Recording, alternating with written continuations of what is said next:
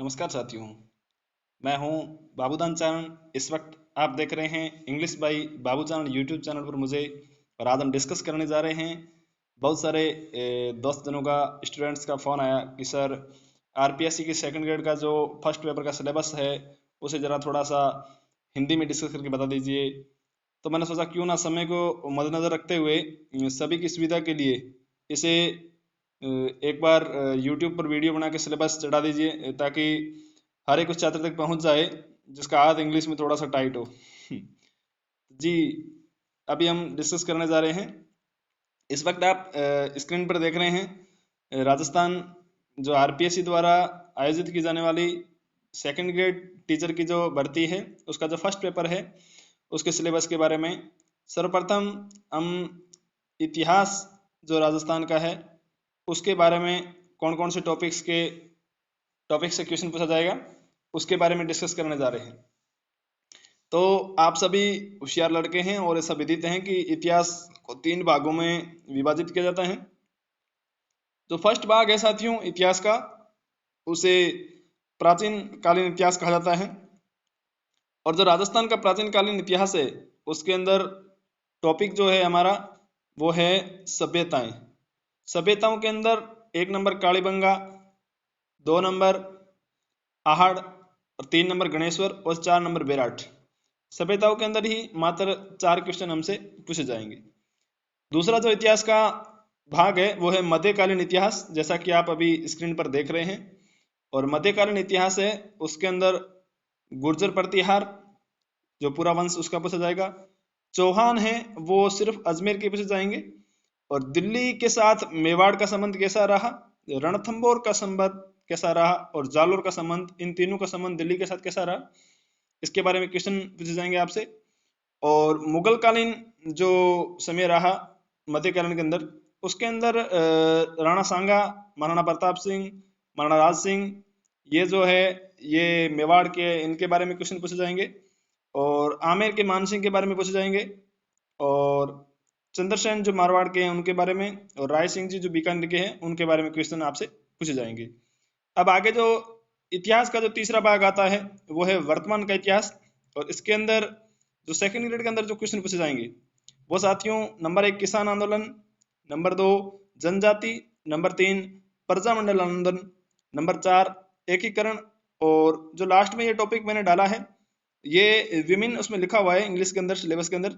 महिलाएं हैं वो मीडिएवल और जो आधुनिक है, मध्यकालीन और आधुनिक के अंदर जो भी महिलाएं हुई है, गिनती की महिलाएं हैं 10-12 जो मध्यकालीन के अंदर भी प्रसिद्ध हुई हैं और आधुनिक के अंदर कुछ महिलाएं 2-4 भी फेमस हुई हैं, उनके बारे में क्वेश्चन मेंशन किए जाएंगे। तो ये राजस्थान के इतिहास के बारे में जो हिंदी में आपको मैंने सिलेबस मेंशन किया है। इसके बाद नंबर 2 हम जो टॉपिक ला रहे हैं वो है राजस्थान के भूगोल के बारे में। तो अभी आप देखेंगे राजस्थान के भूगोल के बारे में क्या क्या पूछा जाएगा। इतिहास के बाद में हम जारी रखेंगे आगे भूगोल।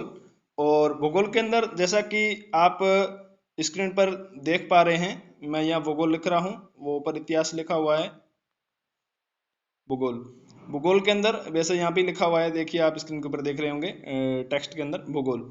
भूगोल के अंदर जो 1 नंबर टॉपिक है वो है स्थिति और विस्तार। 2 नंबर टॉपिक है भौतिक स्वरूप। 3 नंबर है जलवायु। ये 3 टॉपिक तो आप राजस्थान के किसी भी एग्जामिनेशन में बैठेंगे, परीक्षा में बैठेंगे तो उसमें आने ही है, श्योर है ये 3 टॉपिक भूगोल के। चौथा टॉपिक भूगोल का अपवाह तंत्र है। और 5वां वनस्पति है। 6ठा कृषि है। 7वां पशु संपत्ति है। और 8वां डेयरी विकास है। 9वां जनसंख्या है। 10वां उद्योग है। ये 10 है जो श्योर है कि भूगोल से है राजस्थान के। लेकिन जो नेक्स्ट 2 टॉपिक आप देख रहे हैं योजना, बजट और पर्यटक के अंदर, ये दोस्तों आपको मैं बता दूं कि राजस्थान की इकोनॉमिक्स से रिलेटेड है, इकोनॉमिक्स से। लेकिन यहाँ पे भूगोल के अंदर मेंशन किए हुए हैं तो भूगोल के अंदर भी हम इसे पढ़ेंगे। राजस्थान का इतिहास हो चुका है, राजस्थान का भूगोल हो चुका है। इसके बाद हम राजस्थान की कला संस्कृति के बारे में जानेंगे कि उनके अंदर क्या क्या टॉपिक्स है। और उसके बाद राजस्थान की हम पॉलिटी के बारे में जानेंगे। उसके बाद इंडिया की पॉलिटी, फिर इंडिया की जियोग्राफी, और उसके बाद में हम जो करंट्स है उसके बारे में जानेंगे। उसके बारे में साइकोलॉजी है उसके टॉपिक्स के बारे में जानेंगे। आप वीडियो को जरा सा स्किप ना करें, अंत तक देखते जाइए। आपको बहुत सी अच्छी जानकारी, बहुत सी अच्छी जो फर्स्ट पेपर के बारे में नॉलेज है वो प्राप्त होगा बेशक निसंदेह। भूगोल के बाद हम जारी रखेंगे कला संस्कृति। स्क्रीन पर दोस्तों आप देख रहे हैं कला संस्कृति के बारे में सबसे पहला जो टॉपिक है वो है लोक देवता। सबसे पहले मैं थोड़ा सा इस कलम को मेंशन कर देता हूँ। लोक देवता, उसके बाद है लोक देवी, देवियाँ कह सकते हैं हम, संत एवं संप्रदाय, और मंदिर, दुर्ग और महल, ये स्थापत्य कला के अंदर आता है।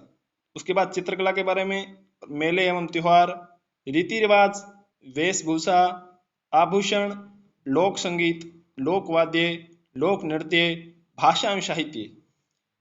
1 2 3 4 5 6 7 8 9 10 11 12 13, ये 13 टॉपिक्स है, ये कला एवं संस्कृति के बारे में है। अब हम जानेंगे कि राजस्थान की पॉलिटी के अंदर क्या आता है और उसका हिंदी ट्रांसलेशन हम अभी आपको दिखाने जा रहे हैं। जस्ट कला एवं संस्कृति के बाद हम जारी रखते हैं राजस्थान की राजनीति के बारे में। आप ऊपर देख रहे हैं अभी कि राजनीतिक विज्ञान, वो भी राजस्थान की। इसके अंदर सबसे पहले हमें राज्यपाल के बारे में पूछा जाएगा, राज्यपाल, उसके बाद में मुख्यमंत्री, उसके बाद में सचिवालय और मुख्य सचिव के बारे में। फिर अपने 2 आयोग है, राजस्थान लोक सेवा आयोग और राज्य मानवाधिकार आयोग, इनके बारे में पूछा जाएगा। और फिर है पंचायती राज के बारे में। तो बहुत छोटा सा जो सिलेबस है वो राजस्थान की पॉलिटी के बारे में है। ओनली राज्यपाल, मुख्यमंत्री, मतलब 1 2 3 4 5 और 6 टॉपिक है मात्र। इन 6 टॉपिक्स को क्लियर करने के बाद इन 6 टॉपिक से मिनिमम 10 क्वेश्चन आने की संभावना है संपूर्णतः। तो ये आप ज़रूर इस पर पूरा ध्यान दें। टॉपिक छोटा है, छोटे छोटे टॉपिक है और क्वेश्चन भी इनमें लिमिटेशन होते हैं और आसान है बहुत ही। उसके बाद हम आगे जारी रखेंगे विश्व के भूगोल के बारे में कि विश्व के भूगोल के अंदर हमें क्या पढ़ना है। विश्व के भूगोल के अंदर हम देखने जा रहे हैं, जिसके अंदर सबसे पहले 1 नंबर टॉपिक है महाद्वीप, 2 नंबर महासागर, 3 नंबर भूवायु तंत्र है, और 4 नंबर जो टॉपिक है, इसको मैं थोड़ा सा इधर लेता हूँ, पर्यावरण समस्याएं हैं, पर्यावरण से संबंधित जो भी समस्याएं हैं। 5 नंबर जो टॉपिक है हमारा वो भूमंडलीकरण है।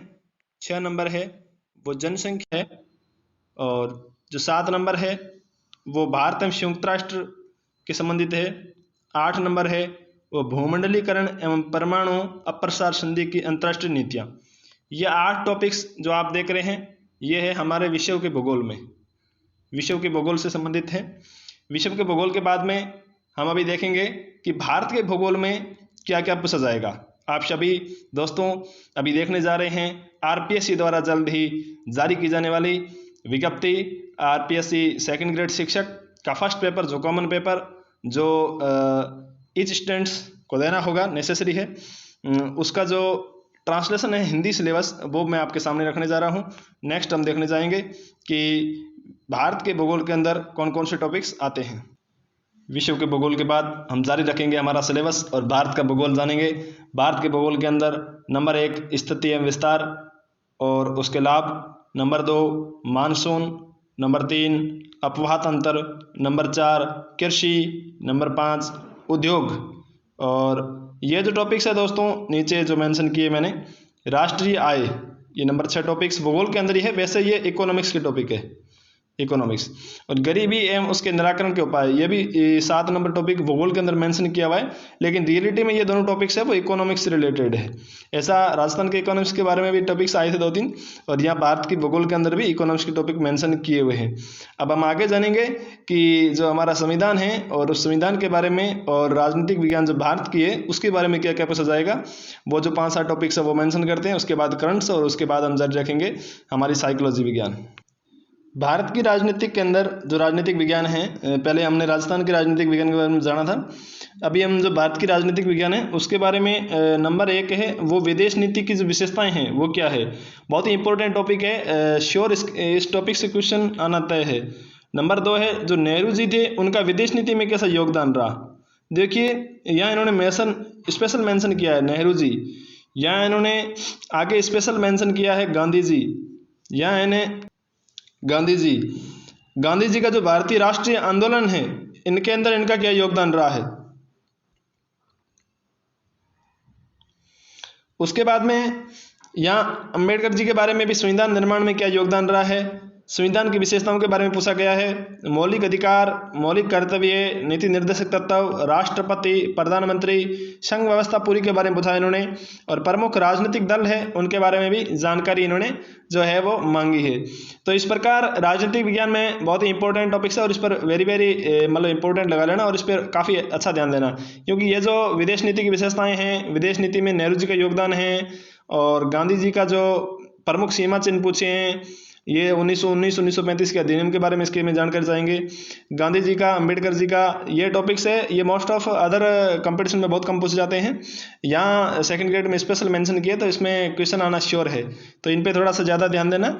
अब हम जानेंगे कि जो करंट्स के बारे में क्वेश्चन पूछे जाएंगे, जो 10 क्वेश्चन, उनमें क्या रहेगा हमारा, कैसा रहेगा वो, उनके बारे में थोड़ा सा डिस्कस करते हैं।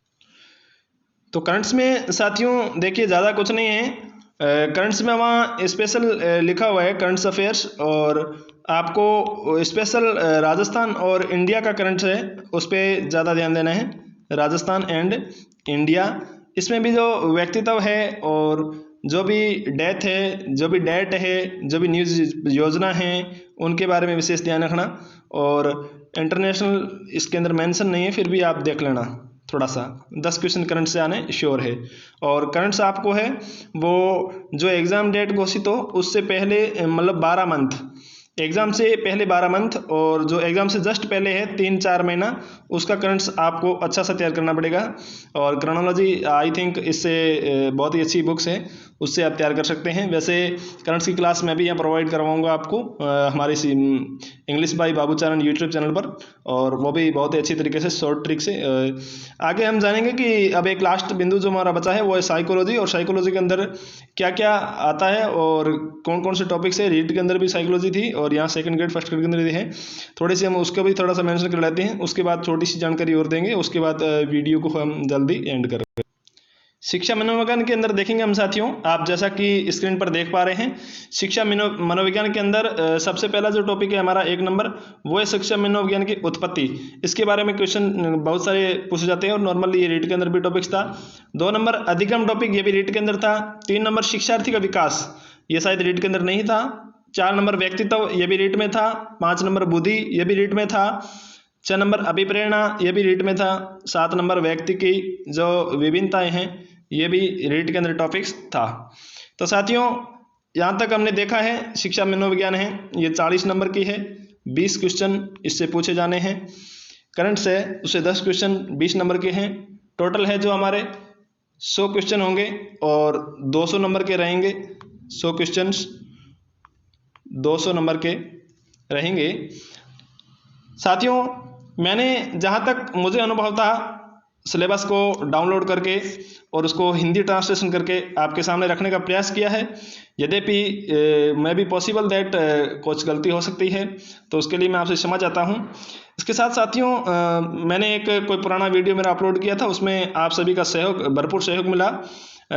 समथिंग 200 के उसमें जो व्यूज़ हैं आ चुके हैं। और नेक्स्ट सेकंड ग्रेड का जो फर्स्ट पेपर है, ये कंप्लीट पेपर हमारी टीम द्वारा आपको यूट्यूब पर फ्री में उपलब्ध करवाया जाएगा। और सेकंड पेपर जो इंग्लिश का है वो कंप्लीट आपको यूट्यूब पर जो है फ्री ऑफ कॉस्ट उपलब्ध करवाया जाएगा। तो आप बेझिझक कहीं और भी कोचिंग कर सकते हैं और बेझिझक हमारा इंतजार भी कर सकते हैं। हम जल्दी आपके सामने इसी प्रकार आपकी उपयोगी जो भी जानकारी होंगी वो हम आपके सामने लाएंगे। जय हिंद, जय भारत। लास्ट में एक छोटी सी रिक्वेस्ट दोस्तों, आप इस चैनल को अभी तक यदि लाइक, शेयर और सब्सक्राइब नहीं किया है तो प्लीज़ प्लीज़ प्लीज़ बिल्कुल ज़रा सी आलस इसमें मत कीजिए। आप जैसे अनेकों जिन्हें ज़रूरत है उन छात्रों तक ये बात ज़रूर पहुंचाइए कि ऐसी फ्री ऑफ कॉस्ट सुविधा भी हमारे लिए अवेलेबल है। जय हिंद, जय भारत।